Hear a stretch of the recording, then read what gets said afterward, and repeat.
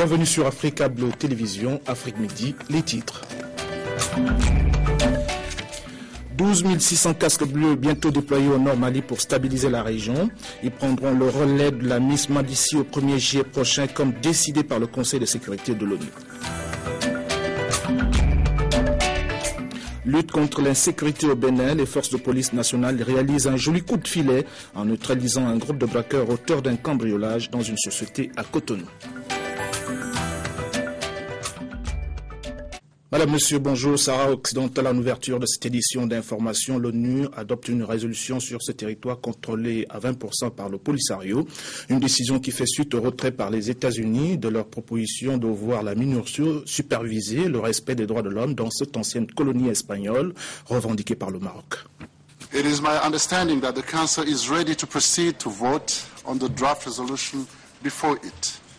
Dans quelques secondes, les 15 membres du Conseil de sécurité des Nations Unies vont voter la résolution concernant le Sahara. Chacun dispose d'une voix. S/2013/243, please raise their hand.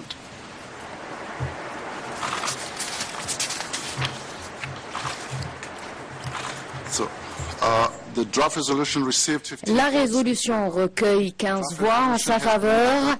Elle est donc adoptée à l'unanimité sous la référence résolution S/2013/220. Tout se joue en quelques secondes. Les 15 voix des membres de sécurité y sont favorables. C'est le couronnement d'une intense activité diplomatique menée au plus haut niveau de l'État. Le texte prévoit de proroger d'une année le mandat de la MINURSO jusqu'au 30 avril 2014. Ses prérogatives et ses activités restent inchangées. Une reconnaissance du Conseil de sécurité pour les réformes entreprises et les étapes franchies par le Maroc, notamment dans le renforcement des missions du Conseil national des droits de l'homme et de la coopération du Royaume avec les procédures spéciales du Conseil des droits de l'homme. La résolution souligne aussi clairement le caractère régional de ce différend et appelle les États voisins à s'impliquer plus résolument pour avancer vers une solution politique définitive. L'étroite coopération des États membres de l'UMA est également primordiale pour le règlement de cette question, lequel règlement contribuerait à la stabilité et à la sécurité dans la région du Sahel. Le Conseil de sécurité réitère aussi sa demande pour le recensement des populations qui se trouvent dans les camps de Tindouf sur le sol algérien et encourage les efforts à cet égard, et ce pour la toute première fois. Le Conseil qui salue également l'engagement des parties de continuer le processus de négociation dans la perspective d'un 5e round de pourparlers. Et enfin, le texte exhorte les parties à continuer à faire preuve de volonté politique et de travailler dans une atmosphère propice à des négociations de fond sous l'égide du secrétaire général des Nations Unies. Objectif, parvenir à une solution politique juste, durable et mutuellement acceptable. Du Maroc, nous passons au Mali, où l'ONU passe également à l'action. Le Conseil de sécurité a autorisé la création d'une force de maintien de la paix de 12 600 casques bleus chargés de stabiliser le nord du pays après l'intervention des forces françaises contre les islamistes qui contrôlaient cette région. Cette mission intégrée des Nations Unies devant prendre le relais de la MISMA sera déployée au 1er juillet prochain, si les conditions de sécurité le permettent, et pour une période initiale de 12 mois. Les casques bleus vont bientôt prendre la main au Mali. Les mains levées, justement, ce sont celles des diplomates de l'ONU. La résolution 2100 est adoptée. Ce vote va permettre l'envoi de soldats. Le Mali est pleinement disposé à accueillir cette mission qui sera dotée d'un mandat axé, entre autres, sur la stabilisation des grandes agglomérations du Nord, le rétablissement de l'autorité de l'État. La France parle d'un succès et d'une mission bien précise. Cette opération ne mènera aucune action antiterroriste. C'est uniquement de la stabilisation. Dès que l'armée malienne sera capable d'assumer la sécurité de son territoire, il n'y aura plus besoin d'une opération de maintien de la paix. 12 600 hommes seront envoyés pour empêcher le retour d'éléments armés dans le nord. Ils resteront 12 mois au moins et ce déploiement est prévu pour le 1er juillet. Pour l'ONU, c'est une première, créer une force de maintien de la paix sans qu'aucun accord de paix n'ait été signé. Ces casques bleus s'installeront seulement si la zone est sûre, et ce n'est pas encore le cas. Les soldats tchadiens patrouillent toujours dans le massif des Iforas à la recherche des caches islamistes. Et à Gao, il y a seulement un mois, les tirs résonnaient encore dans les rues de la ville. Aujourd'hui, partout dans ce Nord Mali, les soldats français et maliens restent sur leur garde. Dans le prolongement des initiatives de la communauté internationale pour venir à bout de la crise qui secoue le Nord Mali, notez qu'une formation des militaires africains s'est ouverte hier à Koulikoro, au Mali. Ces militaires africains sont encadrés par des instructeurs français. Regardez.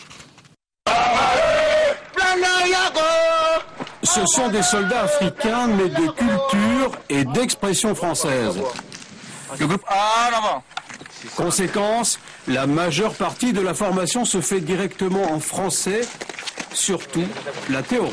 La 3e compagnie donc du lieutenant Ouattara, elle est au camp de Koulikoro, c'est l'élément réservé, d'accord? C'est pas du tout scolaire, puisque là actuellement on est en train de faire un ordre initial, donc exactement ce qu'on fait lorsqu'on est en France ou lorsqu'on est en opération avec nos sections. Mais cette opération-là est avant tout européenne, donc avec des non-francophones. Problème de langue? Heureuse coïncidence, en opération, on parle surtout par geste. Jonas a été recruté par l'Union européenne à Helsinki. Dans l'armée finlandaise, je suis réserviste. Je ne suis pas dans l'armée d'active. Je suis agent de sécurité dans le civil. Ok, guys. Ok, mes gars. One thing. Une chose. When you have to coordinate... David, lui, est suédois. Il ne parle pas un traître mot de français, mais il a tout simplement un bon traducteur. Il est très important que tout le monde soit en place. Ils sont ainsi 200 instructeurs venus de 12 pays et ils ont 15 mois pour former 3000 soldats maliens. Au bord du fleuve Niger, le campement malien de l'Union européenne. La hiérarchie militaire malienne a vite compris en tout cas l'intérêt d'une opération à l'échelle de Bruxelles. Nous sommes beaucoup habitués aux Français, mais c'est un plus que d'avoir 23 acteurs. C'est beaucoup plus d'expertise, beaucoup plus de connaissances à notre disposition. Et c'est à nous de profiter de cette expertise pour vraiment être un et former un bon bataillon. L'opération européenne a généré des vocations militaires au Mali. Malgré ses déboires répétés, jamais l'armée malienne n'a attiré autant de nouveaux volontaires. Vous avez dû le rectifier de vous-même. Les instructeurs qui encadrent donc la formation des militaires africains à Koulikoro sont donc de toute nationalité. Benin, cavale de courte durée pour un groupe de cambrioleurs auteurs d'un braquage dans une société à Cotonou. Ils ont été filés et neutralisés par la police nationale. Bientôt, ils répondront de leur forfait devant les tribunaux. Le samedi 20 avril dernier, une société Sizazongo à Cotonou a été cambriolée. Les auteurs sont partis avec plus de 114 millions de francs CFA. C'est sans compter avec la vigilance et le savoir-faire des éléments du commissariat central de Cotonou. Aussitôt saisi, le commissaire central de la ville de Cotonou a instruit les inspecteurs de permanence afin qu'ils se transportent sur les lieux pour les premiers constats. À l'issue, ils ont réussi à interpeller dans la foulée l'un des gardiens de la société qui est passé aux aveux en déclarant qu'il a connaissance de la commission de l'infraction moyennant une rétribution de 2 millions de francs CFA. Les investigations enclenchées sous la houlette du commissaire central de la ville de Cotonou ont permis de dénicher un à un toute la bande ayant participé à la commission de ce crime. Dans la bande, un frère au PDG de la société cambriolée. Il passe aux aveux. Ce que vous êtes en train de voir ce soir avec les liasses de billets, tout ça là est à la base de moi. Le commissaire central adjoint de la ville de Cotonou rassure les citoyens. Les bandits seront traqués jusque dans leur dernier retranchement. Je voudrais rassurer toute la population pour qu'elle ait confiance à la police du commissariat central, parce qu'aujourd'hui, à l'heure où nous parlons, c'est leur souhait qui s'est réalisé. Nous sommes prêts à les servir, et ceci loyalement. Ces individus seront présentés au procureur de la République pour la suite de la procédure. La page santé dans Afrique Midi, journée mondiale de lutte contre le paludisme. Un rappel, c'était hier, mais la lutte continue sur le terrain pour vaincre la maladie. Au Congo-Kinshasa, initiative salutaire, les écoles ont pris le relais de la sensibilisation en direction des enfants. Anne-Christine Roth d'ITV. Dans la petite école de Kimpese, pas de maths ni de français ce jour-là. La leçon est consacrée au paludisme et à sa prévention. À 200 km de Kinshasa, Kimpese est en pleine zone endémique et la maladie y est un problème quotidien. Oui. C'est pour vous dire que beaucoup d'élèves étaient trop s'absentaient à l'école à cause de cette maladie. Et avec un quart, il y a des fois qui se présentaient à l'école à cause de cette maladie. La République démocratique du Congo est l'un des pays les plus touchés par le paludisme. Même la capitale n'est pas épargnée. Des malades, ce centre de santé situé dans le Grand Kinshasa en reçoit une trentaine par jour. Nous sommes dans une zone endémique où il y a la moustique anophèle féminine qui nous pique en permanence. La deuxième cause aussi, c'est essentiellement l'insalubrité du milieu. Le milieu étant insalubre, il favorise la pullulation du vecteur, l'anophèle, qui fait qu'il pique les gens. Pourtant, les progrès sont réels. 13 millions de moustiquaires imprégnés ont été distribués aux enfants et aux femmes enceintes. Les antipaludéens sont gratuits dans certaines structures, et ce grâce à l'aide du Fonds mondial de lutte contre le sida, la tuberculose et le paludisme. L'année dernière, on a décaissé plus de 100 millions de dollars. Et cette année, on voit de décaisser encore presque 100 millions de dollars pour le palu. Mais la crise financière est passée par là et aujourd'hui les progrès sont menacés par la stagnation des financements au niveau mondial. Les enseignants-chercheurs du Gabon sur le point d'être satisfaits. Les syndicats en grève pendant plusieurs semaines ont décidé de baisser la garde en attendant la matérialisation des engagements du gouvernement portant satisfaction de leurs revendications. Il reste que 80 jours de gel de cours, ça laisse forcément des traces. État des lieux de la situation de l'université Omar Bongo de Libreville avec Berlek Lekoba de l'agence Gabon News. Berlek, bonjour. Oui, effectivement, nous sommes ici à l'université Omar Bongo, la plus grande université du Gabon qui se relève donc douloureusement de cette grève, de cette longue grève d'à peu près 80 jours. La grève avait été lancée le 2 février dernier par le syndicat national des enseignants-chercheurs qui réclamait donc l'application de la mesure prise par le chef de l'État en 2011 visant l'amélioration des conditions salariales des enseignants et chercheurs de rang magistral.